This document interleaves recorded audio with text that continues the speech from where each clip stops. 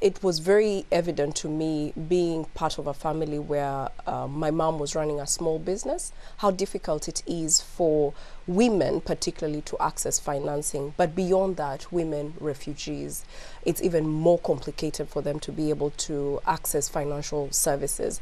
So from the outset, at a very young age, it was evident to me that there is need for us to have a more concerted effort to supporting women in business, but particularly those that are naturally left out of financial inclusion. So it's something that I have grown really passionate about. Now, in your experience as one of the few female leaders of a banking institution, of a financial institution, have you seen any unique contributions or challenges that women executives bring to the pursuit of financial inclusion? Absolutely. There's a lot of studies that have been done to show that having women in leadership in financial institutions brings a broad range of benefits. But number one is the power of innovation, because of that diversity in perspectives. You know, in most of our countries, you have a population of at least 50-50 women to men.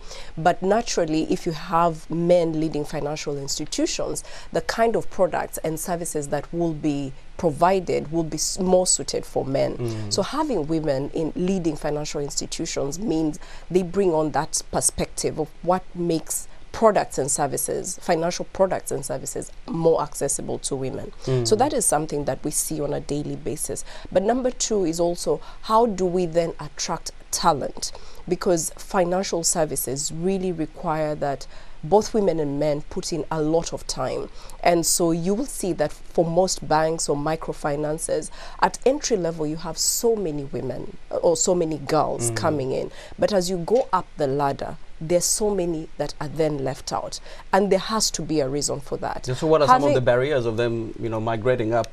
Some of the barriers are naturally that there is a lot of time that is required in banking, and so once women start to have children, the balance between their career, their professional lives and their family lives then becomes very difficult, and so they opt to kind of stay within what they know, the comfort zone, because they cannot put in so much more time. And so we have been challenging ourselves as women executives to say, what is it that we can do to make sure that we deliberately grow women and girls within this career path?